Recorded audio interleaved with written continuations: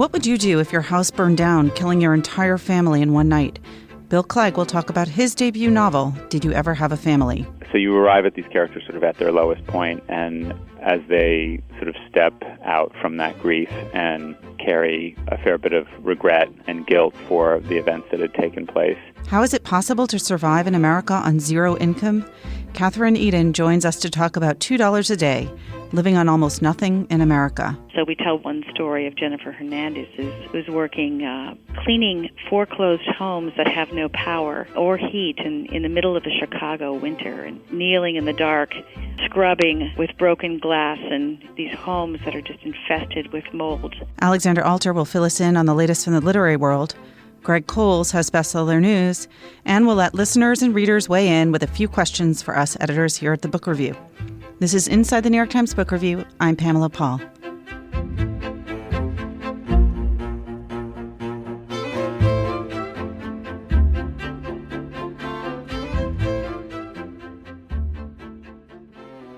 Bill Clegg joins us now from London. He is the author of Did You Ever Have a Family, which is reviewed this week with a glowing review from Kuwait Hart Hemmings, the author of The Descendants and the Possibilities, among other books. Hi, Bill. Hi, Pamela. How are you? I'm good. So are you in London related to your book recently being named on the long list of the Man Booker Prize? Well, I was always supposed to be here for the release of the book, which is this week, and I started at the Edinburgh Book Festival, where I did a reading and a Q&A with an author named Andrew Miller, who has written a great book called The Crossing, and a couple of clients of mine were there, too. So it was kind of great to see old friends and hang out in Edinburgh for a little bit. But I imagine your book is getting a lot more attention than it might otherwise have gotten had it not been named on the, I guess this is the second year now that Americans are eligible for the Man Booker Prize. Yeah, it seems to be louder here than it is in the States.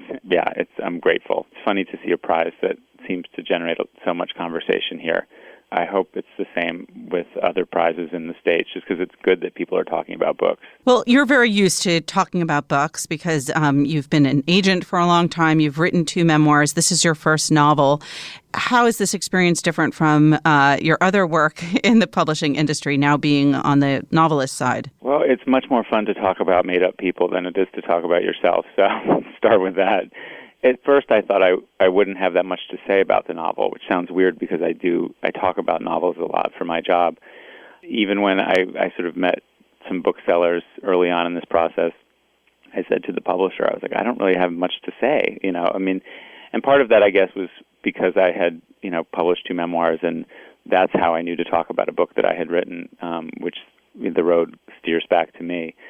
With the novel, when I had met these booksellers who had read the book, and they were really the first people outside of my family and friends and the book editor and publisher who had read it. It was this kind of funny reunion with people that nobody else knew but them. It's like this closed set of characters who had been in my head for 7 years and I'd talked about with family and friends. But these people knew them, had read the book, and so it was kind of like gossiping about people we knew that nobody else did. And so it was kind of fun on that level. And I've actually enjoyed it. I finished the book a year ago, so talking about it now is kind of like resurrecting these characters who just haven't been in my life for a little while. All right, well, tell us about these characters so that we can now gossip about them. Well, you arrive at them at the beginning of the book pretty much at their lowest point. A house is blown up from an explosion from a propane leak, and 4 people die, and you meet all the people who were connected to their lives in short order as the book opens. And so you arrive at these characters sort of at their lowest point, and as they sort of step out from that grief and carry a fair bit of regret and guilt for the events that had taken place, and as the book sort of unfolds, you get to find out more about sort of exactly what happened and what led to the explosion. The exact specifics of that are kind of less important than kind of how these people suffer through their grief alone and then very slowly find their way to connect with other people. Would you describe it as a book about grief? I would say it's about grief, yes. But one of the sort of north stars of the book for me was forgiveness and kind of the importance of that in families, but also in the relationships that we have outside of our families and with friends and spouses, and how I've experienced that in my own life. Certainly the importance of being forgiven, but also like learning how to forgive other people, which is, not an easy process, and especially for those that we're closest to and who have oftentimes hurt us the most. Reading about the premise of the story, it takes place in a small Connecticut town. The person who survives is the mother, June Reed. I was reminded of a recent real event. There was a house that burned down in Connecticut with a doctor, I think, who is the father. Did you get the idea from that news story? No, I mean, sadly, there are so many stories of families sort of losing parents and children in sudden tragedies. They're just, I feel like you could open up the paper and see something that you almost wouldn't believe in fiction happen almost every day. Originally, the book was born out of wanting to write about the place that I'm from. I'm from a small town in Litchfield County, and when I was writing the first memoir, it had been the first time that I had gone back into actively remembering those years and that place and the time that I spent there. I'd spent most of my 20s and certainly all of my college years actively forgetting where I was from. And so in my early 30s, when I was in recovery and then when I was writing the memoir, going back into those spaces and into that time was part of that process. And I looked at that town with new eyes and the experience there, and became interested in it separate from my own experience. And so the first 3 words of the book for a long time were "She Will Go," and I wrote those 7 years ago, and I didn't know who she was or where she was going, but I knew she was leaving a place like the one that I had been born into, and the sort of the why of it kind of emerged later through the voices of the characters in the book. So I knew a little bit about the main character, June, but I found out more about her. I sort of imagined this town that this woman is leaving and how she would be the cause of a story. Anybody coming and going, anything dramatic happening in a small town is cause for chatter, and certainly it was in the town that I grew up in. So I wrote out a lot of these voices to kind of tell the story. Many of those voices didn't end up in the book, but it sort of filled in the blanks of like what had caused her leaving, and so it really sort of came from that. In your acknowledgments, you mentioned you thank someone for singling out the 6 words that planted the seed all those years ago. Are those the 6 words of the title? Yes, they're the 6 words of the title. It was Haven Kimmel, who I worked with back then, and she had a brilliant novel called Something Rising, Light and Swift, and she had chosen those 6 words as the epigraph for the novel and sent me the poem when she did, and I was gobsmacked. I thought she should use that as the title for her book at the time. and then when I started writing the book, that title, like those words, really sort of came front and center and, acted as, a real kind of guiding light through the process. In the poem, it has a question mark. In the title of the book, there's no question mark, because to me that question is more of a statement. It seems like the answer to a question, an explanation for a kind of exhaustion and gratitude, like family as burden, but also as, miracle. And really the title was an important part of the writing. Whenever I would sort of go off course or kind of lose direction, I did think back on those words a lot, and oftentimes it guided me. Your day job is as an agent, as we mentioned earlier. Who are some of the writers you represent? Oh, dear. I know you're afraid you're going to leave out names, but just a few of them. Well, I'll talk about people who are publishing books right now. Lauren Groff, whose novel Fates and Furies is coming out next week, and is certainly, I think, the best thing she's ever written, and that's saying something. The books that she's written before. You're slipping into your other job here. I know. I can't help it. It's much more comfortable than talking about my own, but it's an amazing book. Otessa Moshfegh, who has a novel called Eileen, which has just published, and we reviewed on our cover. Yes, and we were very happy to see that. And it's an extraordinary book, and she's an important young writer, and her stories are also incredible if anybody is interested. So those are 2 who are publishing right now, and David Levithan also, who has a novel called Another Day that's coming out right now. It's a young adult novel? Exactly, yes. Is it odd to be in the same position alongside your clients? It is. I'm far more comfortable being behind the curtain and talking about their books. But were you always someone who knew all along, one of the many people in publishing who always wanted to be a novelist, or is this something that came lately to you? I think somebody asked this question to me some time ago, and when I was answering it, I thought of my sexuality, oddly, which is that I didn't really know I was gay until didn't name it out loud until I was in my early 20s and living in New York. I grew up in a small town in Connecticut. I went to college in a small town in Maryland, and I didn't have any access. It was before social media, and I didn't have access to a gay culture or world. And even though I had a sense that there was something sort of different about me, I didn't really reckon with it until I came here where it was possible. And I think with fiction, it's just been so important to me. It was kind of my savior as a kid, and just a place I've retreated into my whole life, and it's become my job, and I can't believe I get paid to do what I do.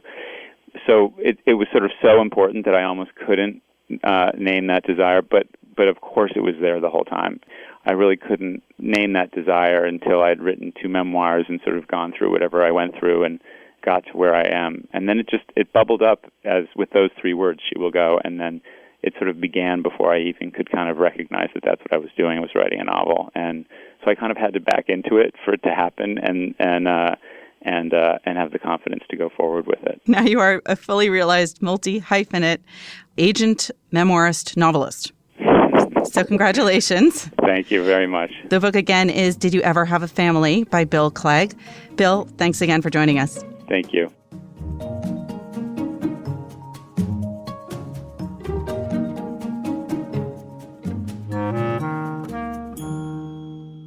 Alexandra Alter joins us now with news from the publishing world. Hi, Alexandra. Hi, Pamela. So we've got good news and bad news. Let's start with the bad news so then we could cheer up. That's a good idea. So publishers were sort of whiplashed in recent months with erratic sales, and the latest report from the Association of American Publishers was sort of grim. It showed sharp declines for the month of May, which is the most recent month tracked, and some surprising categories. So adult books were down by 5% compared to the same month last year, and young adult and children's also fell by 9%.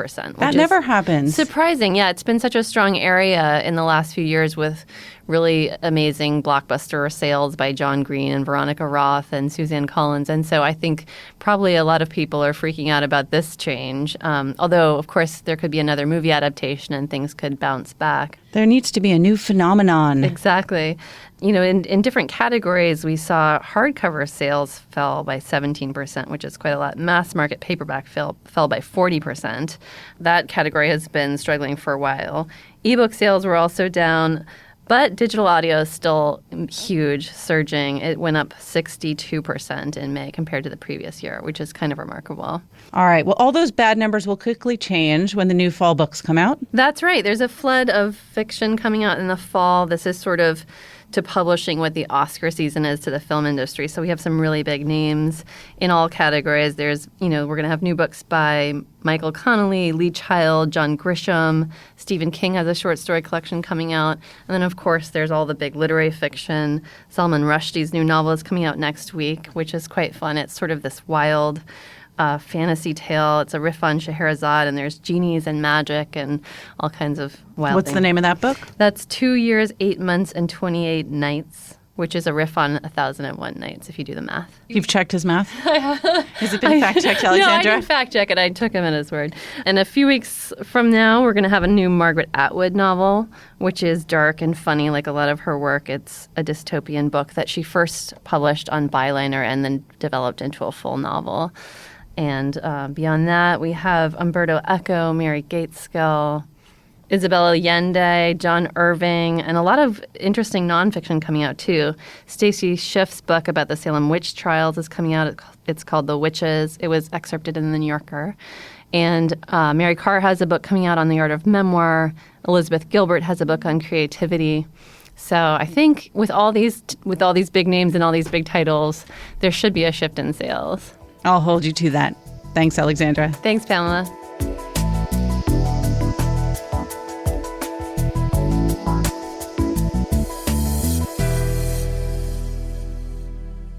Kathryn Edin joins us now. She is a professor of sociology and public health at Johns Hopkins and co-author with Luke Schaefer of a new book, $2 a Day, Living on Almost Nothing in America, reviewed this week in the Book Review by William Julius Wilson. Welcome, Kathryn.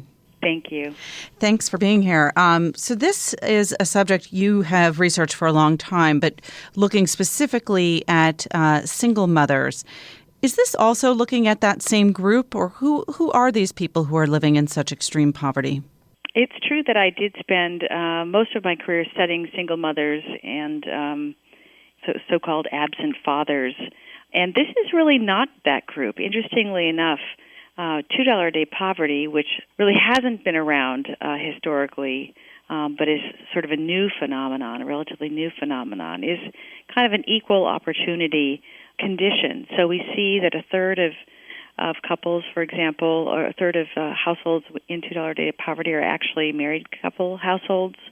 We see about an equal representation of whites along with African Americans and Latinos.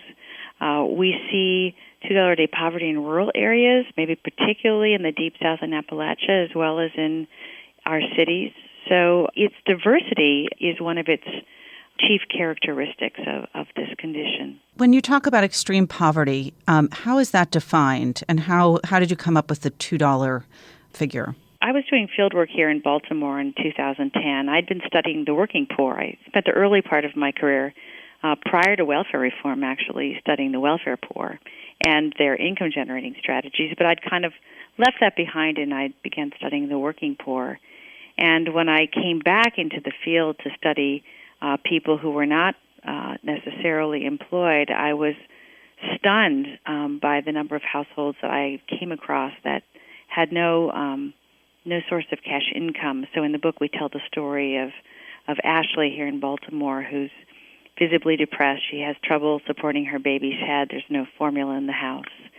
And it was experiences like that drove us to the numbers, that drove Luke and I to look at the best government data available to see if there were a group of Americans, since welfare reform had essentially eliminated, or we say in the book, welfare is dead.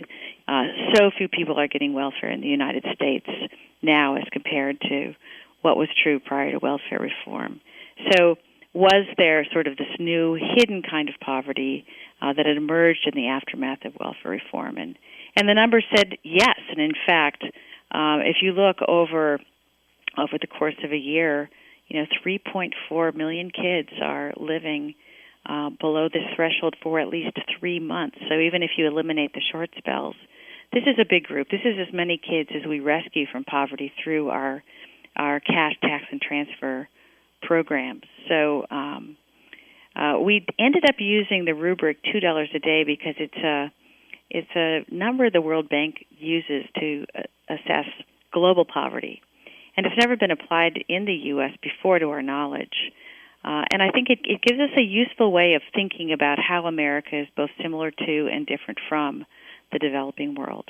How many people are we talking about, and what percentage of the population overall falls into this category? It's about 1 out of every 25 households, and that means it's about 1 in 4 poor households at any given time.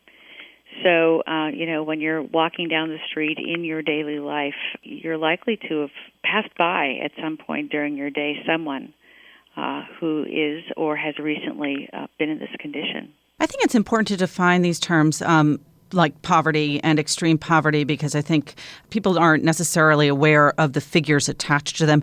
When you say the threshold for poverty, for example, or below poverty, how do we define poverty in this country? Well, in this country, we use in Europe, we usually use a relative standard for poverty. It's some percentage of median income. Here in the United States, we have more of an absolute measure. It was developed in the 60s, and it's been based on how people spent money on food, actually. It's kind of got a crazy history.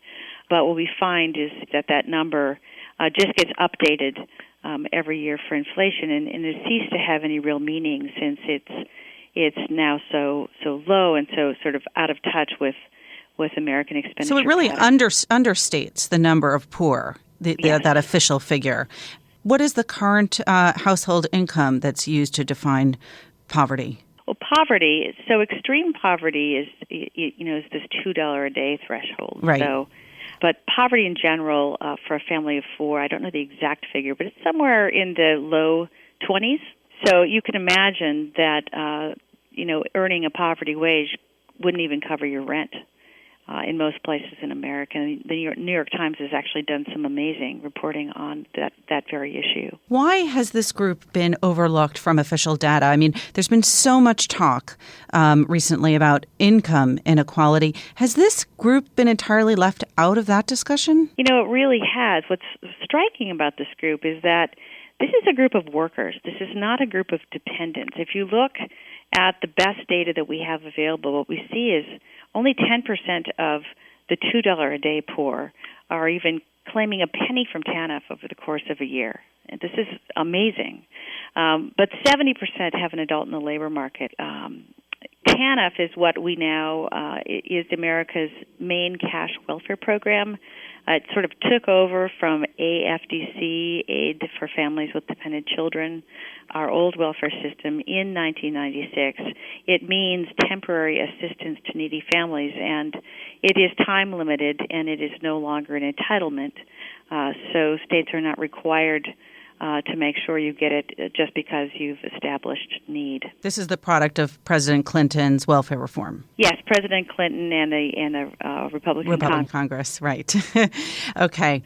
What we really see here is that this is the group that's hanging on to the ragged tail of the worst of the bad jobs that are out there. And one thing we have seen since welfare was reformed is that the bad jobs in the American economy have gotten a lot worse. We have gone from bad to worse in terms of the quality of the jobs. You can't find full-time work at the bottom of the economy. You can't take two jobs because each employer requires, infinite flexibility. You're not going to get stable hours, so it's very difficult to plan your budget. Anytime the foot traffic slows, you're going to get sent home. You might be asked to sign a 0-hour full-time 0-hour contract where you're not guaranteed any hours, although you're required to keep your availability open for the full amount of time that you've agreed to. We find wage theft is rampant. One common practice is that employers in hotels will ask maids to clean a room before they clock in, for example. Employers will ask people to work 60 hours without giving them any overtime. The physical demands of many of these jobs at the very bottom of the economy for anyone with any sort of health condition can be really brutal. So we tell one story of Jennifer Hernandez who's working cleaning foreclosed homes that have no power or heat in the middle of a Chicago winter, and kneeling in the dark, scrubbing with broken glass and these homes that are just infested with mold. How does this woman you've described cleaning these houses, how does she live? Where does she live? She has been living in a string of homeless shelters looking for work. She's been pounding the pavement. She doesn't have any minutes on her cell phone, so when an employer calls back, she's got to work through the shelter and a sort of a note system, notice left on her door, and making it very very hard for employers to actually reach her. But she finally gets this job at Chicago City Custodial Services. At that point, she qualifies for a special program from the shelter that gives her a housing subsidy for 1 year, at which time she is supposed to have achieved self-sufficiency through work. Now, of course, this is not going to happen, right? This job at Chicago City, is a relatively well-paying job. She can earn up to $9 an hour, but the hours are not guaranteed. The work conditions are brutal. As the clock is ticking, she's just realizing she's not going to be able to sort of pay the rent on the apartment by herself when the year elapses. A lot of programs sort of assume that people can achieve self-sufficiency relatively quickly, and they'll penalize you by evicting you and taking away your subsidy if you don't make it. Their intentions are good. They want to help as many people as they can, and they don't want to encourage dependency. But given changes in the labor market, it's very difficult, if not impossible, in a high-rent city like Chicago for a family with a low-wage worker heading it to be able to achieve self-sufficiency. How did these people get into the situations they're in to begin with? Were they born into this kind of poverty? Is it circumstantial? So there's a real mix. Some folks have very, very difficult circumstances stemming from childhood. Ray McCormick, for example, from Cleveland, Ohio, she is abandoned by her mother after her father dies. Her mother runs off, actually, to Appalachia with a lover and leaves the 12-year-old alone to fend for herself with only her father's Social Security death benefits to live on. By the time, Ray is in her late teens, all of her teeth have fallen out because of a lack of dental care. Very tough circumstances in a childhood trauma that keep swamping her just in a sea of poverty. Currently, Ray is on 12 different medications a day for various health problems, probably stemming from this amazing traumatic childhood, and things in her adult life have continued to traumatize her. So that's sort of one type. Another type is Paul Heckwilder, also from Cleveland. He was a relatively middle class guy. He and his children owned a chain of pizza restaurants. When a family business hits the recession and goes under, the whole family suffers, and there's really no network resources to draw on. So at one point in time, Paul had 24 people living in his house with only his Social Security check to support them all, putting them all under $2 per person per day. So we really see, this people in this category sort of coming from many walks of life. Many of them do, by the way, have health challenges, but that's both a cause and a consequence of living at this threshold. There's a startling statistic in the book that since the passage of welfare reform in 1996, the number of families living in $2 a day poverty has more than doubled, and that's just of 2011. Is some of this the result of the recession? Are these people who are just not included in unemployment statistics because they're not even looking for work? It's not really a recession story. If you look from 1996 through 2011, what you see is really what social scientists call a monotonic increase, meaning that there's a pretty steady increase in the number of people living under $2 per person per day. We do see a spike during the recession, but it is really not a recession story. And in fact, as sort of we draw on a number of sources of sort of big data to track this trend, and it shows no sign of abating. And what it suggests is that there's really something changing in the labor market at the very bottom that is causing this problem. So it's the transformation of low-wage work along with a dysfunctional TANF system that no longer catches people when they fall. The most common event preceding a fall into $2 a day poverty is the loss of a low-wage job. I'm assuming this isn't an inevitable situation, given that this is such a new phenomenon, relatively speaking. What is the solution? How do people get out of this? What needs to be done? Well, I think we really need to pay attention to what people want. I'm so glad that I've really had the privilege to spend the last 20 years of my career in households like Ashley's and Ray's and Paul's and Jennifer's. What they want is a job. They find tremendous dignity in work. They think of themselves as workers, and that's why they refuse oftentimes to go on welfare, even when they know about it. A lot of people don't know about it anymore, by the way.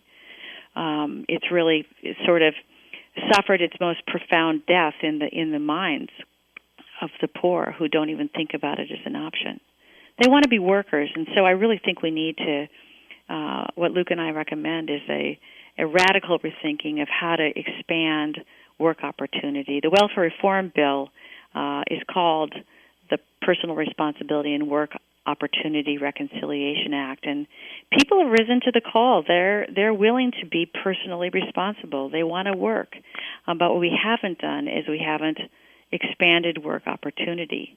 And if we're going to continue to go down the road of really recrafting our safety net around work, we have to really rethink how we can create robust work opportunity for every American who's willing to work. All right, Kathryn, thank you so much. My pleasure. William Julius Wilson, in his review, calls the book essential and a call to action. The book, again, is $2 a Day, Living on Almost Nothing in America by Kathryn, Edin, and Luke Schaefer.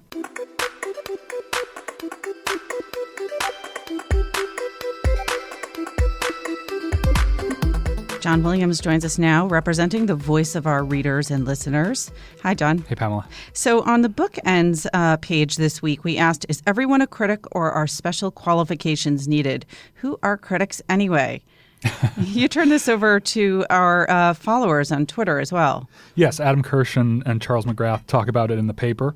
And on Twitter and Facebook, we asked people what they thought made for a good literary critic. And we got some pretty straightforward answers from people. Eva Stalker said that she wanted a voice and worldview of their own so that the criticism is a pleasure to read in itself. I've always felt that's really important. Our listeners definitely have a sense of humor. Mick Mitchell says the ability to read. So that lowers the bar quite a bit. That eliminates quite a number of people. It does. Nessa says honest critics make the best critics. The arbitrary reader said, I want to be informed, not patronized or intimidated. And there were a lot of people who said something along those lines, which is don't use it as a place to show off your own credentials, but address the thing that's being reviewed. Katie Abandanza says fair, opinionated, gives context, and not too obsessed with their own prose. Dion Charlotte said, I believe a good critic chooses not to critique an entire literary genre along with the book she is reviewing. And that happens quite a bit, I think. The old platform review.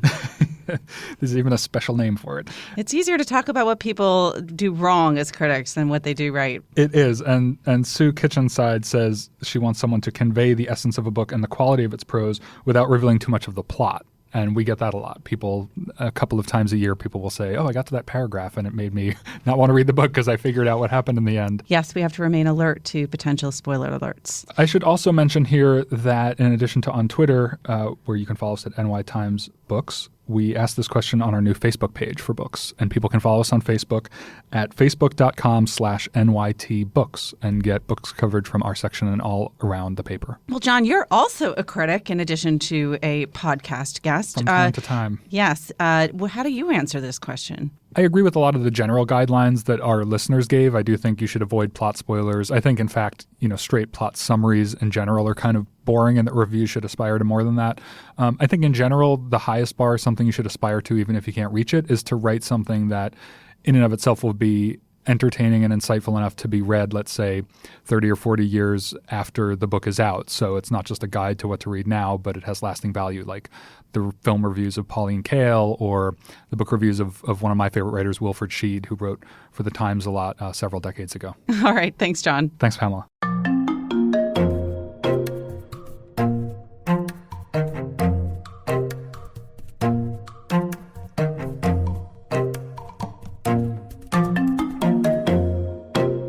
Greg Cowles is here with Bestseller News. Hi, Greg. Hi, Pamela. What's new on the list? Most of the action this week is on the fiction side of the hardcover lists, where there are 5 new titles. Starting down at number 15, a posthumous story collection by a writer named Lucia Berlin called A Manual for Cleaning Women. Listeners may remember that the reviewer of that collection for us, Ruth Franklin, was on the podcast recently. It's always the case that a story collection by a relatively unknown dead person enters the bestseller list. Oh, yeah, totally familiar situation. All right. This is a collection that's gotten some attention. There was a profile of Lucia Berlin in the Daily paper, and it was also reviewed by Dwight Garner in the Daily Arts section. Everybody's wondering why they hadn't heard of her before. That's right. Then at number 7, somebody that everybody has heard of, Christopher Moore is back with a sequel to his book, A Dirty Job, called Secondhand Souls. At number 6, Philippa Gregory writes another Tudor novel. This one is The Taming of the Queen, about Henry VIII and his 6th wife, Catherine Parr. Then up at number 3, Louise Penny returns to the list with her 11th Armand Gamache novel called The Nature of the Beast. And finally, new at number 1, X marks the spot, Sue Grafton is back on the list with a book just called X, part of her Alphabet series. All right. What do you have on nonfiction? Just 2 new titles on the nonfiction side of things. Tracy Daugherty's biography of Joan Didion, The Last Love Song, makes its entrance on the hardcover nonfiction list at number 11. And then Steve Silberman, who was also on the podcast recently, has a history of autism called Neurotribes, and that's new at number 8. All right, then. Thanks so much, Greg. Thanks, Pamela. Remember, there's more at nytimes.com/books. Our producer is Jocelyn Gonzalez, and you can always write to us at books@nytimes.com. Thanks for listening. For the New York Times, I'm Pamela Paul.